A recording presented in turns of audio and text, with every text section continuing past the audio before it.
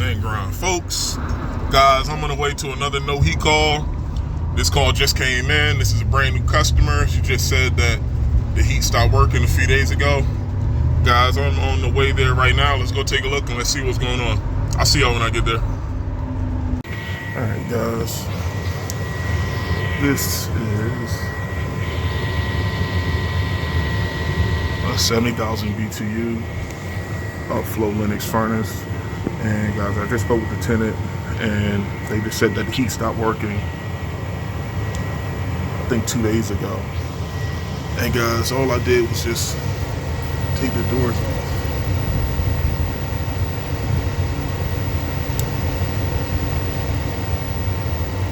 Right now, just my inducer is running. No flame.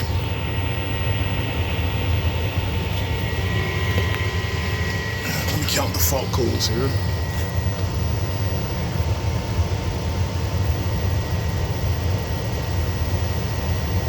And you see that? This is a heartbeat.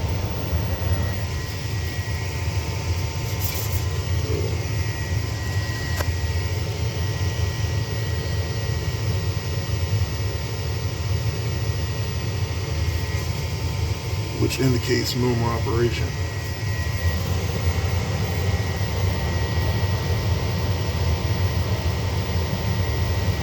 So I'm not getting anything right now. No fault codes, no flame. 3, 4, 5, 6, 7, 8, 9. 1, 2, 3, 4, 5, 6, 7, 8, 9.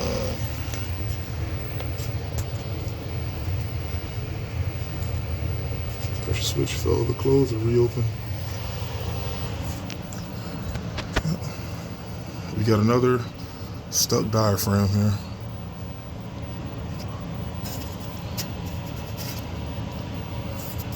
Alright, let me go to the truck and get my manometer. I'll be back. Alright guys, I got my manometer hooked up. I just gotta wait for everything to cycle on. And as you see, this is a 0.70 switch. Now guys, even though I heard my inducer run, I don't know if this inducer is pulling a strong enough inches of water column to close the switch.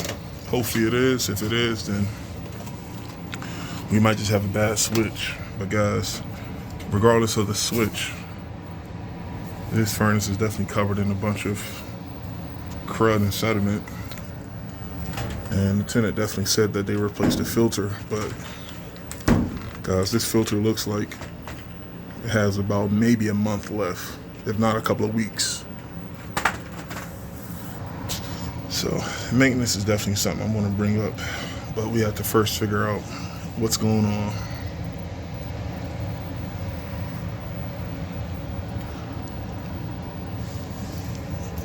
And another thing, while we wait, I want to show y'all. Look at this.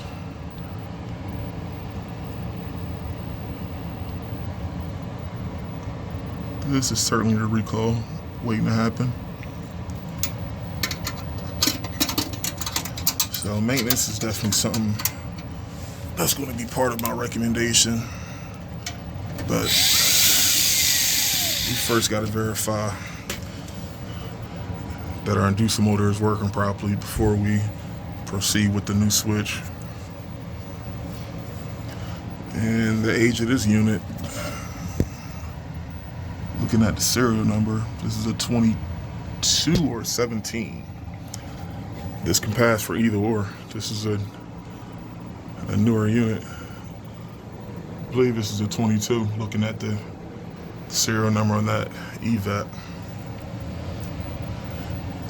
And guys, just for context, I actually spoke with the property owner. She said that she just bought this place like 2 years ago, no issues, and they had no luck finding out who actually installed this unit. So, but no big deal. We're here now, so we can definitely get this problem resolved, hopefully sooner rather than later. All right, our inducer just turned on, and boom. All right, so it seems like our issue here is just the pressure switch is sticking.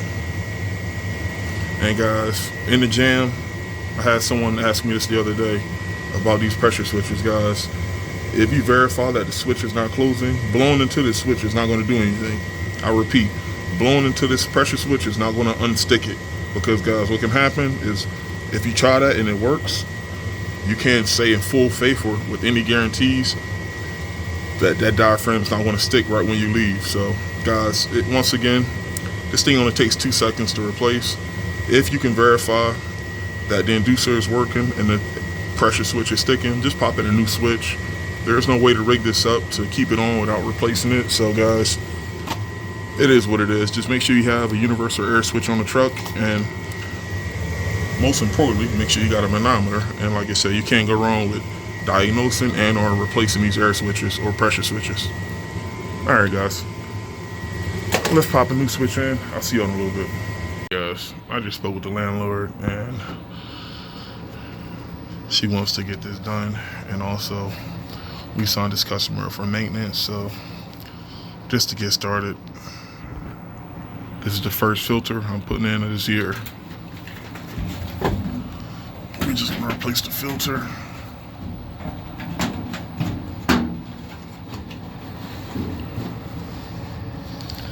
And before I do the switch, I'm gonna get my brush. I'm gonna clean all this off, clean my flame sensor, and also I'm gonna clean that inducer port, make sure there's no debris in there. All right, guys, let me get to it. I'll see you in a little bit. All right, guys, night and day difference. Got everything clean, clean my flame sensor. And guys, before I put the switch in, let me show you the last 10 system events. Check this out. 3, 4, 5, 6, 7, 8, 9. 1, 2, 3, 4, 5, 6, 7, 8. It's going to give me a bunch of 8s. 7, 8. Hey guys, 10, it just means that my pressure switch opened 5 times on the heat demand. 6, 7, 8, 9, 10. That's another 10. Yeah, guys, that's one thing about these Lennox units and Ducane. If your pressure switch, whether this be an 80% or 90% furnace, if your pressure switch opens or closes rapidly more than 5 times, it shouldn't do it at all. But if it opens and closes rapidly 5 times on a call for heat, this thing is going to give you an error code. Now, what I did see is that this 10 does try to restart itself. This isn't a hard lockout. So pressure switch open 5 times on one heat demand, as long as the switch closes and it stays closed after the 5 times of opening and closing, I believe the burns will still try to relight itself. So, I mean, that's a great fault code, but I'd rather the unit not try to relight, because the only thing that would cause this to open and close like this, besides the obvious heat exchanger issues, or if this is a 90% unit, drainage issues, a bad switch or a stuck diaphragm will cause the switch to rapidly. You guys hear that sound? You'll hear that often. So, yeah, guys, get to know your fault codes and you'll become one with the furnace. Become a furnace whisperer, guys. I do it all the time. All right. So with that being said, I'm gonna reuse this bracket, slap this onto the new switch, and 0.70 is the normal color spring. Let's get to it, and I'll see y'all in a little bit. got my new switch in,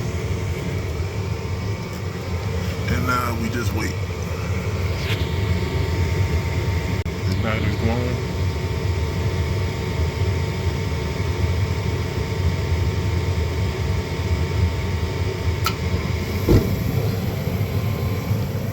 And burners are fired up.